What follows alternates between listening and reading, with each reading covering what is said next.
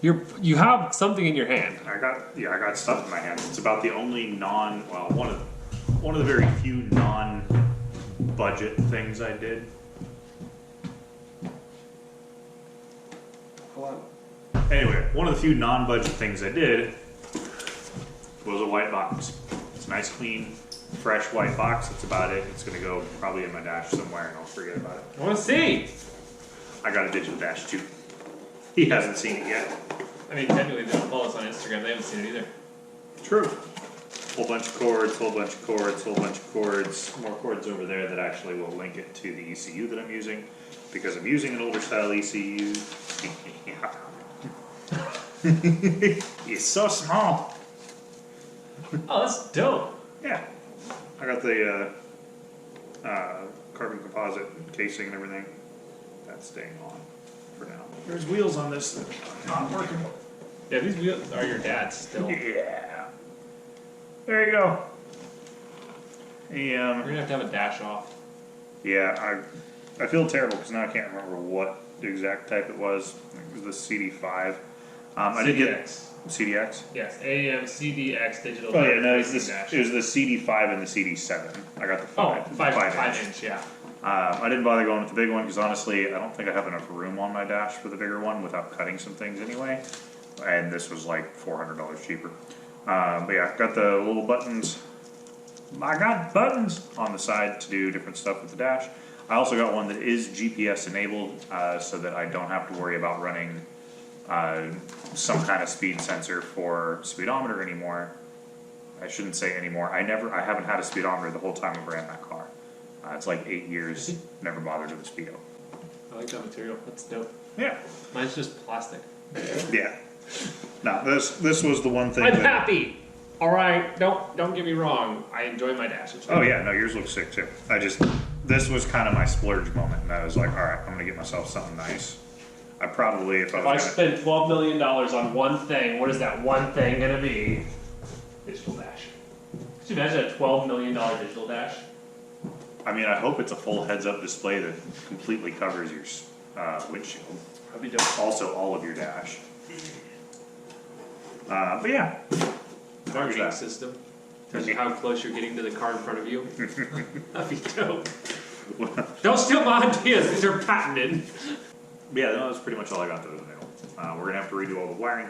Luckily, everything in the car is still pre-OBD2, so I actually really don't have a whole ton of wiring to do. No, it's just a matter of repinning. Yeah, that's right. I started to get a repin tool. Do you have the plug? No. Okay, so we need the Yeah, there's some ECU things plug. still. I don't do unboxings much. I mean, you talk about the quality of the box and the packaging and how nice the foam is. Oh, I mean, it's packaged in there. I acted like I was going to toss it. I could have tossed it. I could have jerked off the manufacturer. Yeah, and I could have yeeted it across the room, and it would have been fine. Honestly, I think even outside of the dash, it would have done the same thing. No, I'm super excited for it. It's going to be really nice to have a full functioning dash that doesn't clutter up my dash with a whole bunch of extra gauges and stuff. I can just put everything on the dash itself. It'll be really nice. I'm excited. So, straight shout out to AEM. No sponsorship or anything like that. I didn't even ask them about it. They just got good products. Hey guys, that's Nate's Butt. Welcome to part 3 of Nathan's engine build. Nate's Butt. Picked up some new parts. Well, not really. I've got one part that's been at my house for a week or two that I just haven't bothered bringing over yet. You guys will see a quick unboxing of that. I've got almost $300 worth of new gaskets here that I'm hoping I have everything. But I'll just pull it out. Cleaning stuff down. I got my fresh crank over there waiting to be wiped down as well. Want to start getting the engine back together. So this video will be at least reassembly of the motor to the point where Jeremy's is at. Yeah, up and down where Jeremy's is at, because it won't be missing the front of the turbo because I pulled the turbo apart. It'll be, but I also don't have all the parts that he has for it, so. So yeah, I gotta source some other parts and stuff. The big tote worth of stuff that I got in the Supra, or with this motor, a lot of it doesn't necessarily fit together. So yeah, this is kind of just part one. Well, this is part three. This is the intro of part one. Just bring you guys over, give you an idea what we're looking at, cover up the microphone, cover up the camera with my hands and rags and everything else. So yeah, so I just wiped all that down. Any kind of touching surface. I'm about to do the same with the crank over here, because nice fresh crank, but you know, it's been sitting around in my garage for a month and sitting around here for a week. And then yeah, gonna go over all of my surfaces and crap again, all while Jeremy's over there throwing as much crap into the air as possible. Alright. You wanna walk the people? Alright, so I'm no fabricator, but I'm gonna build a bash bar out of square tubing. I understand, don't rag me, rag me in the comments. I feel like it. Just keep in mind the first thing he said is really the most important there. Spit roast me. I'm just gonna make basically a 5 mile an hour bash bar that will save me from any breaking my headlights, smashing my radiator, anything like that. And I gotta straighten out all this, all that over there, and hopefully it comes out straight, and then weld some shit across and call it a day. But this car has been crashed like 3 times. This is Sid. You guys know Sid. Satan spawn. Yeah, no, it's bad. Thank you for really showing them just how bad this piece of shit is. I like showcasing what we're gonna drive for a couple hours in. Oh yeah, we're taking this to Portland. In 2 days. Yeah. So I gotta build seat brackets, I gotta build a bash bar, and I have to mount a rear seat and seat belts. Because safety. I got ratchet straps, we got seatbelts. Yeah. Did that work? Holy crap, it worked. Okay. Okay, so I made a little bit of progress here. Jeremy is also making progress. No, not. No progress at all, actually.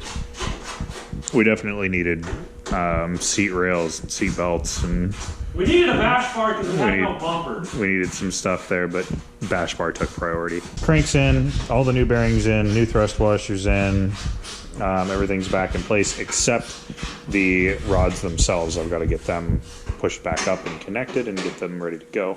Yeah, King Racing high performance bearings.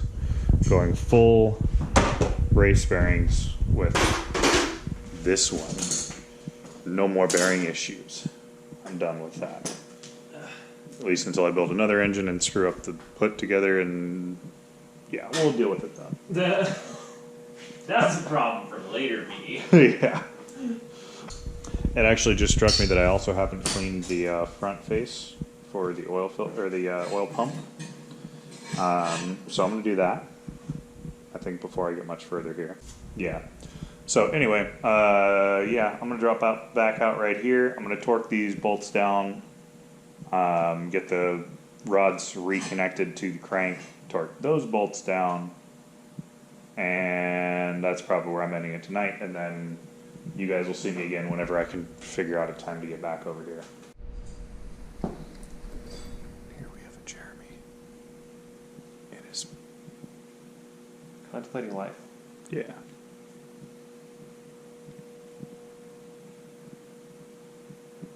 Stop, they might see my super shitty welds. It's fine. It's all fine. Everything's fine. Don't worry about it. It's all fine. So, we're back together. I'm ready to throw oil pump and stuff on. That's not going to happen tonight because it is now after midnight. So yeah, I'm going to cut it here. Come back hopefully this week. Possibly a little bit Sunday. I'm sure I'm not going to feel like doing much of anything Sunday. So yeah, we'll get things together, get things going. But this thing, if I can work things, yeah, it's just silky smooth. Don't get me wrong, it felt great before because we caught it nice and early, but the fact that it rotates after I just put it together, so I would laugh if it's just rotating in the bearings. I don't want to fucking hear it. Alright, so since he's on the phone, I'll show you guys what I've been doing. So, this is the first time I've done any major, like, super thick metal to super thin. This is like 3/8, or this is an 1/8. And so the welds here are trash. I would say that these ones are pretty good, but these ones are trash, and I'll admit that. But it's all getting painted, and I can stand on it, and I'm thinking about running straight up to here to a bracket that'll bolt on here just to make it a little bit more structural, just because there's no bolts in the bottom. I don't know if you can see it, but I can stand on it, so that's cool. That's something. It'll do 5 miles. Smack into it. It'll be good. Yeah. I'd say it's all right. Continue. So yeah. Anyway, phone call aside. Yeah, so we got the crank back in. I guess we are going to end this video on this instead of extending it into the whole rest of the block, because honestly, things get boring, and we don't want to bore you guys over. We'd rather you watch through the videos. So, anyway, crank's in. If you guys need advice with it, I mean, there's not really a whole lot of advice you can give. For anybody who might be looking for torque specs, I guess we could throw that in like the description or something where the torque specs come in at the thing. You should have a handy dandy torque spec sheet like we've got over there on the wall next to the bathroom. You can't see it. It's far away. But main caps, 33 foot-pounds of torque. In case you don't know, the main cap is the part that connects to the block. Piston cap, rod cap, connecting rod cap is the one that connects to the connecting rod that connects to the piston. Yeah. So the bigger of our, the bigger of them, which is the main caps, 33 foot-pounds of torque, and then another 90 degrees. Rod caps are 22 foot-pounds of torque, and then another 90 degrees. Feels really weird. I still don't like it. I don't like going past and click on a torque wrench, but whatever. It worked, and it spins nicely. I don't know if I can spin it by hand. Nope. No. But yeah, so it's back in. I'm forgetting something. Anything you want to add? No, just make sure. When you're installing your bearings, this is really, really important. We'll use one of these as an example. So this side, which goes towards the crank, is the part that gets lubricated. This side, that goes to the block side, or the rod side, stays dry, because essentially what you want it to do is to stick and stay in place on this, or when you put it in, but you want the crank to rotate inside of it. These don't spin. I don't know if that's common knowledge or not, but they do not spin. Yeah. So lubricate, dry. Lubricate, dry. Yeah, because in here, say with the main caps, so everything's split in half, as you guys can see. Bearings are only half a piece each. The bearings themselves can stay in. So like, there's one half that's on the block, the other half that's on the caps. They stay in place even while everything's spinning around inside of them. Same thing with the connecting rods. As they're moving up and down and doing, the couple of degrees of movement, caps or the bearings are still staying in place there. He talked you through it. I thought I had something that I could add to make that more clear. Sounded a lot like mansplaining. Yeah. So we'll probably cut that. Nope, it's staying in. Okay. Anyway, yeah, so this part's done.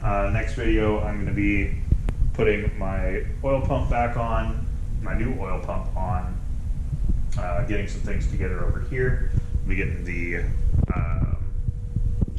some of the gaskets and stuff switched out, and more or less just going back to assembling the motor.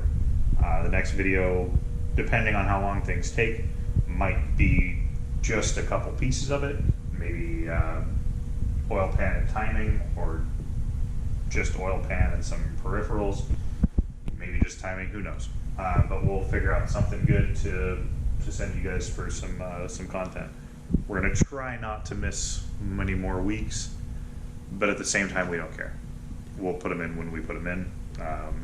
We'll upload when we have content to upload, but we're kind of just to our own.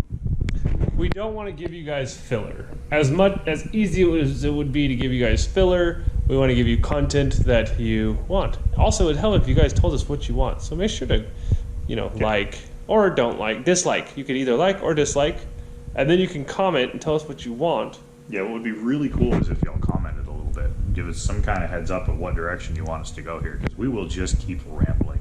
So I think that's about sums everything up, right? Yeah. All right, cool. So as always, guys, Stay sideways. stay sideways. Stay sideways. Oh, yeah. Yeah. Stay sideways.